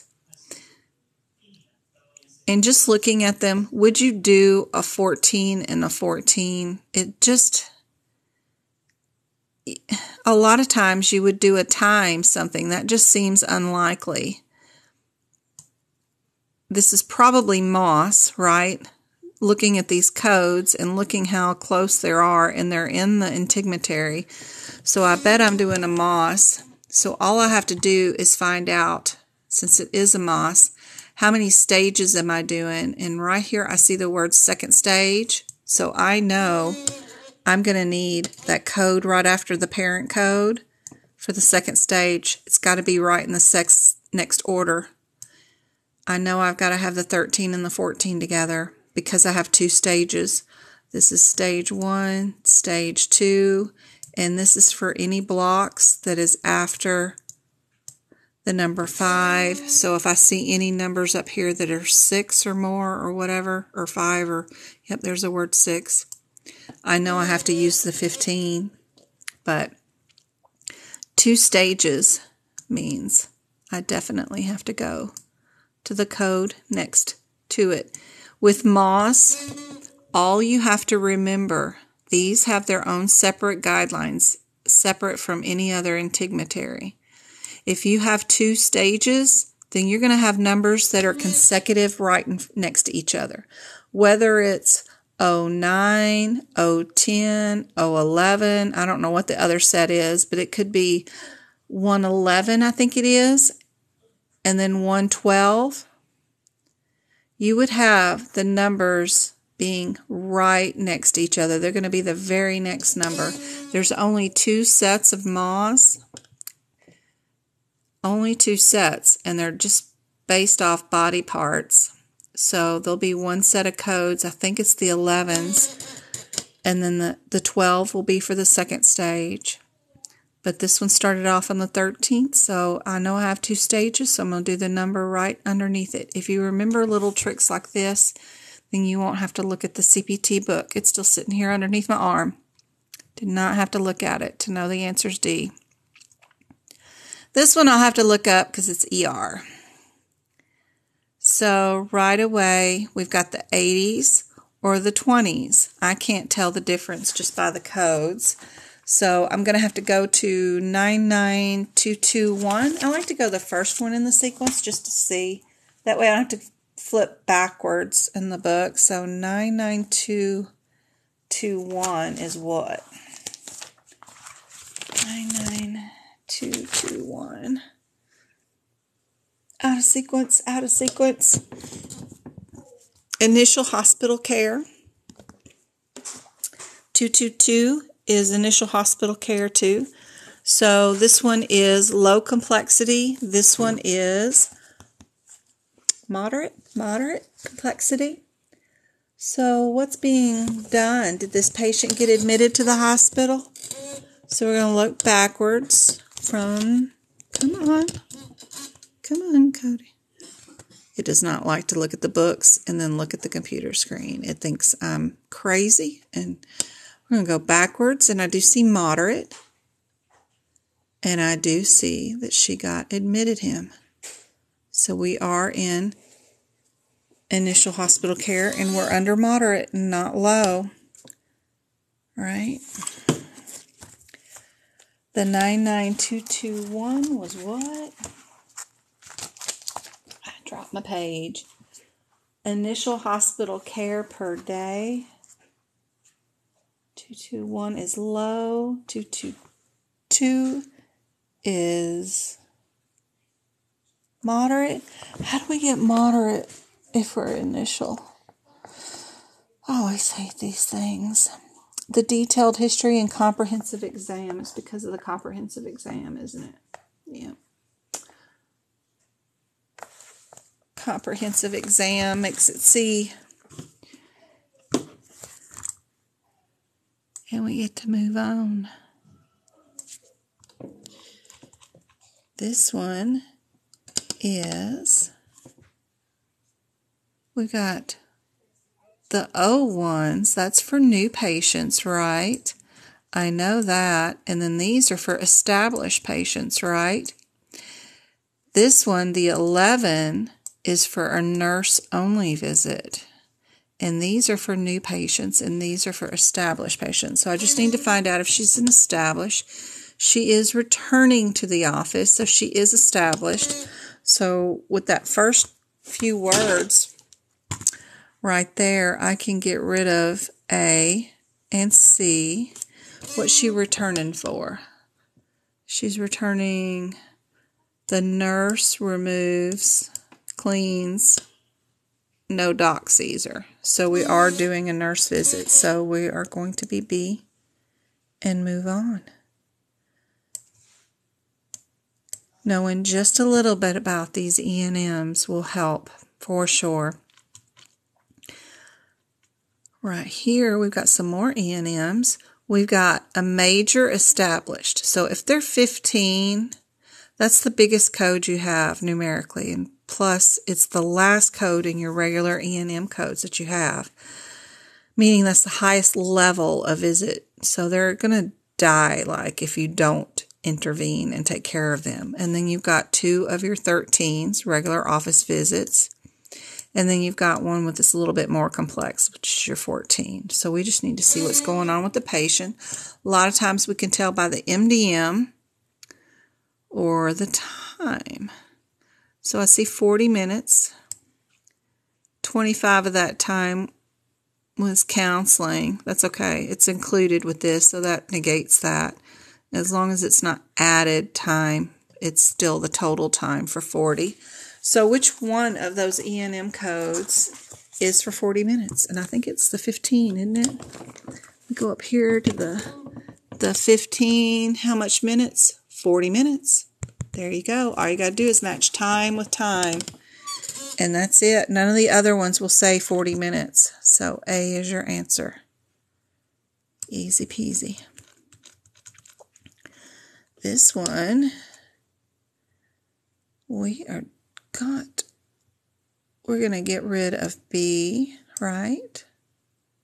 And A, because they are so far away and not close together. I can't draw a straight line today. But the 33 and the 34 are super close together, right? Yep. Good job, Shawnee. We'll keep C and D. So let's go look those up. 99233. 99233. I'm losing pages, man. My anesthesia, I had one of my pages ripped completely out this week. It's driving me nuts. And you can't put them back in, so it's a pain. All right. 99233. 233 and 34, separate pages. Look at your headers. This one's going to be under subsequent hospital care, and this one's going to be under observation. Anytime APC has a pattern of people that have wheezing or chest pain or something, fast heart rate, that need observation. And then this one is the patient was admitted yesterday. That's all I need to know right there to know that they are subsequent, right? Very much so.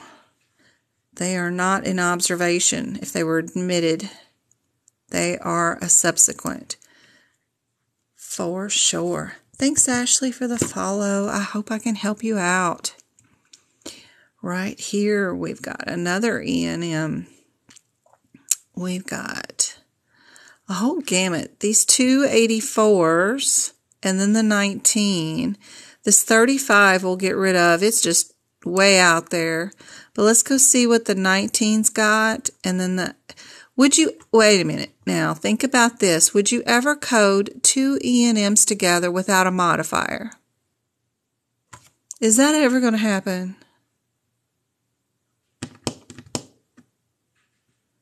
That is never going to happen. If you're going to code 2 E&Ms, then you're going to need a modifier 25, right? So that absolutely cannot happen. Now I've got my answers down to a 50-50 shot, guys. So now I'm just going to go look up those 2 codes and see which one's the answer. 219 is what? Where are you? Oh, I'm going blind. Let's see. 219.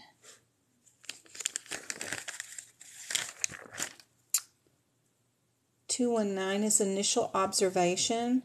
So if they're going to be doing any observation, like I said, it's going to be like a reaction. Asthma, something. I do see nebulizer treatment right there. Continue examining. So that's definitely observation. I would pick 19 and move on. Sorry, my children. What? Have my watch back and my thing so I can play games. As long as you don't take them to bed with you. I will. What do they do with them? I don't know. There's one.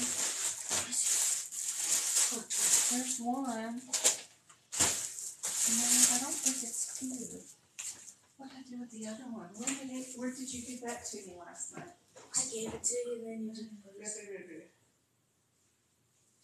I don't know what it is with the other one. I'll find it though. Where's that one? I wonder what it did with the other one.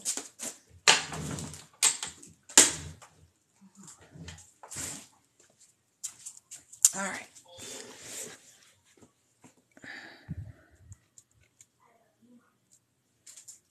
What'd you say? No, you don't. Will it search for your thing for you?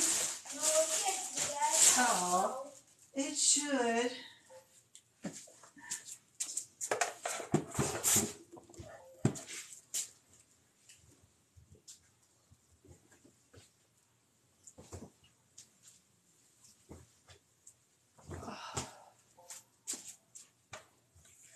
All right.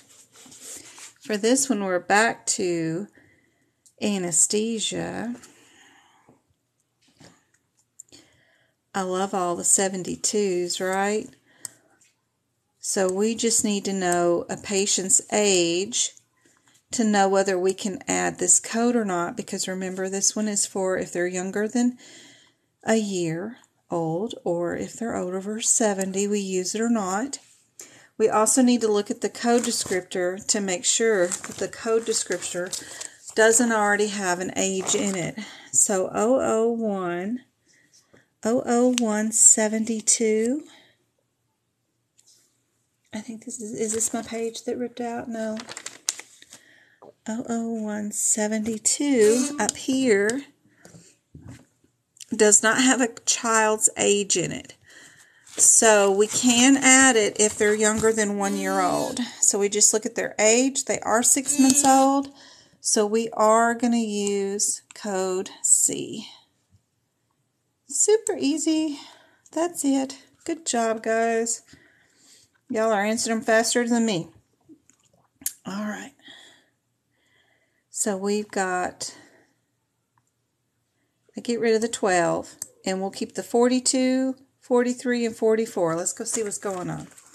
11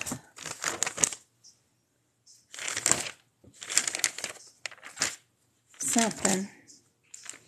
110 42, 43, and 44. 42, we got 20,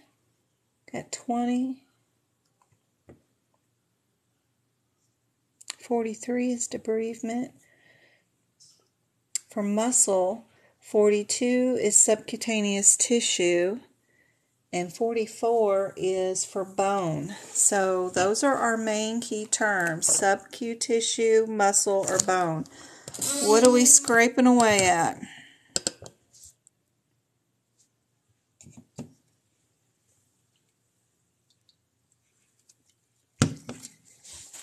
Anybody see it? I see foot, bone.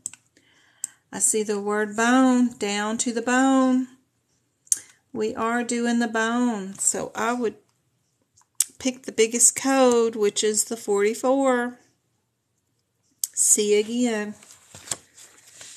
Can y'all see the differences between these? 42, subcu tissue. 43, muscle. 44 is bone. And you should have those written. I don't. Well, not on all of them. I got subcu, I got fascia, and I do bone. I guess I do have them all written underneath the code, because that's the one word difference that will make the difference. And then you can run to that code and pick them super quick. Good job. Good job, good job, good job. All right.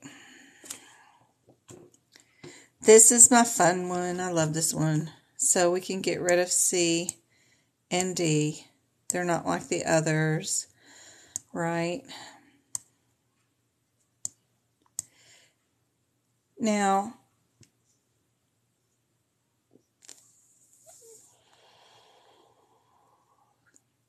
the difference is going to be this one and this one.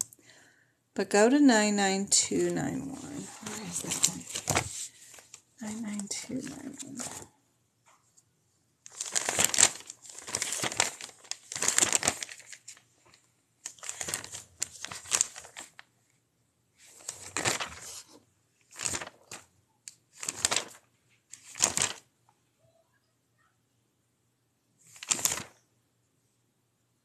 Critical care. All we need to do, I love critical care, is to find out if it has that or not. That's super cool. Also, critical care includes a lot of things in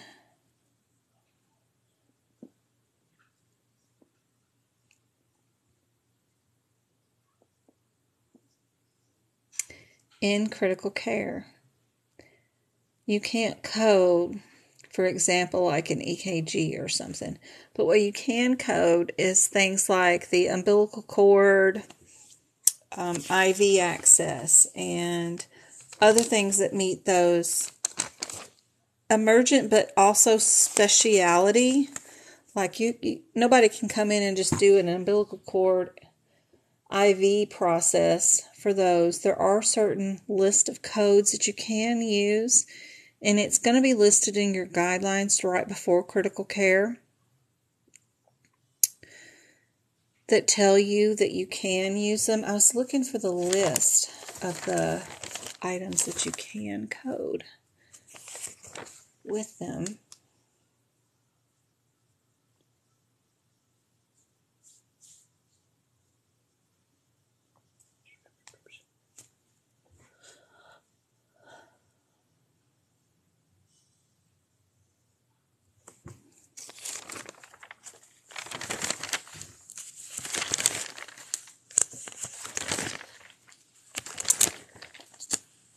Which is, come on.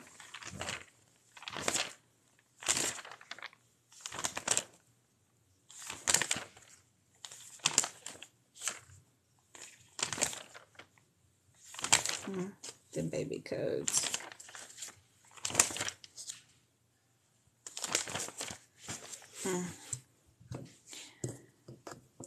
Right here on page 57 of your CPT book, if you're in the 2021, they have this list in the E&M section. Here and at the top of 58, they have it here. These codes can be listed. R82803 is not listed in these. You can't code that one, but you most definitely can do your 315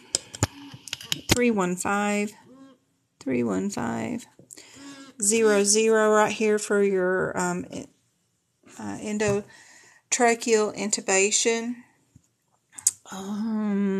The 36555 is there also. This list is important. Don't forget about it. You can use it in any one of those critical care situations, even the ones that are on the previous pages, like the 99291. So, super important information right there.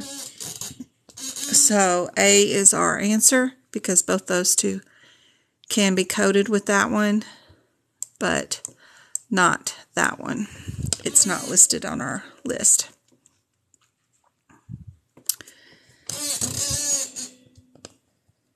Hey, Wendy. All right, we're going to do this last one because I have been on here over 2 hours and get back to those little demons, but we'll do another one of these on Wednesday night at 6:30, same time. We are doing our anesthesia, it looks like. So are we doing the 3 or the 4? Let's look at our codes and see what the difference are between those two. The 003. 00 is anesthesia for integumentary, the back. And then the 4 is for the chest. Are we doing chest or back? So we're going to look up real quick, and I see chest. So we will definitely keep those. And get rid of those C's and D's. And then I see monitored anesthesia, which will definitely get us the QS. We see the CRNA, which will get us the QX, right? So our answer is A. What I had to do was go move those anesthesia modifiers from the HipHicks book, and I wrote them here on that green page in my CPT book. That way I don't have to go searching in another book for modifiers for anesthesia. That is super helpful. It's a lot of work to prep these books. Boy, I bet if you could go at the beginning of the year and just buy a bunch of these books and then prep them for everybody, like handwrite all these notes. I don't know what you could charge for it, but good gracious, it's a lot of work. It is. It really is. When you go through here and you take the time to write the differences between the codes and then you move the guidelines to the codes, it's a lot of work, but it's what's needed for the exam. It'll help you get really, really fast. Doing the reverse search on all the pictures to write in the parts that aren't written in is also super helpful. Don't forget to mark your do nots, your do's, and keep practicing the practice exams. We have some listed in our group that somebody bought. It's trash can night. We've got to remember to take the trash cans down. It's super helpful. So if you're at our little chat group and you go into file search, we have the exams from that somebody shared with us, and there's our little cancer pages and things you can download too, and then you can practice till your heart's content on all those practice exam questions till you get the answers right. Super helpful group, really, really, truly is. If you want to join the group, all you have to do is to find me on chat under Jen Brewer. Sorry about the ceiling fan, but it's just Messenger. You don't have to have Facebook. You can download and do Messenger by itself, but just come find me at Jen Brewer. Same profile pic as here on TikTok. If you do want a copy of my notes, even if you do one section, the medicine section is done really, really well. And then the 2022 E&M section is to die for with all the examples, and it's typed. Nothing that you have to read my handwriting. It'll be just fine for your 2021 book, so don't worry about that. But I do have a coupon listed in my TikTok profile that'll make everything 30% off. If you click on that, it'll automatically add it to the board, to the the checkout thingy, so that it will take more money off of everything. If you need bigger coupons, let me know. All you got to do is email me. My email's here, or message me on Messenger, which I'm faster at replying to than anything else. And I have shut down my tutoring for the rest of the year because I am way booked, but I do have some time that I can put more people in before the end of the year. Just need to talk to me and let me know when you want, and we can do it that way, because the scheduling was just going nuts there for a little bit and was letting everybody schedule any day of the week at any point. And I even had some like 4 a.m.s being scheduled. I'm like, whoa, wait a minute. And I don't know why. On my end, it doesn't say it's allowed to do that, but who knows? Websites have been going crazy. I know Amazon's had a time with their websites. So I just kind of shut down my tutoring to make more sense than that for right now. But if you need me, let me know. Hopefully this will record and we will get it onto the YouTube page for the repeat lives, and I will be in chat. I'm working on anesthesia now, if y'all want to look at that and see how that's going. I think. Do I have it up? I may not have it up. No, I don't have it up. Oh, I gotta turn the lappy around. Let's see. Open Sesame. Where is... Right here. I'm adding modifiers to it too. I don't know. It may not be pulling up. I don't know. This laptop is just acting crazy too. Why are you not going to open up? Of course not. Gotta love computers. Oh, Lord. I should have lost all the data. Who knows? But I'll get into that later. You're welcome, Sarah. I will see you again on Wednesday night. Is there any more questions before I go? You're welcome, Kim. All right, guys. If that's it, I will see y'all again on Wednesday night. Hope to see y'all in chat. Bye-bye. Somebody's calling on chat. I wonder who that is. Don't know who Lisa is. We'll just let her call for a little bit, and I'll call her back. Good night, guys.